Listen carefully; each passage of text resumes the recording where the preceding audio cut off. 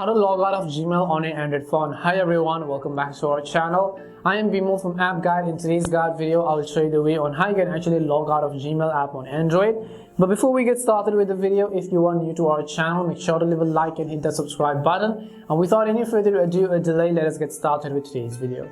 So if you want to log out of the Gmail app from your Google account on your Android phone, you have to understand that in order to log out of Gmail, you have to remove the account from your device overall. So if I just go ahead and open up Gmail, if I show you the number of accounts that I've actually added, you can see a bunch of different ones. So if I want to remove a particular account from this list, I just have to remove these accounts from my own device. In order to do that, I'll just go ahead and open up settings. Once I open up settings, I'll go to the option called manage accounts. So in your case, it could be written as accounts and backup. So in my case as well, you can see accounts and backup. Just go to any option that says accounts, and after you've done that, at the very top you can see another toggle that says manage account. In your case, you could say something different depending upon operating system to operating system, from Android versions to Android version, and from company to company's phone you're using. Just go to manage accounts.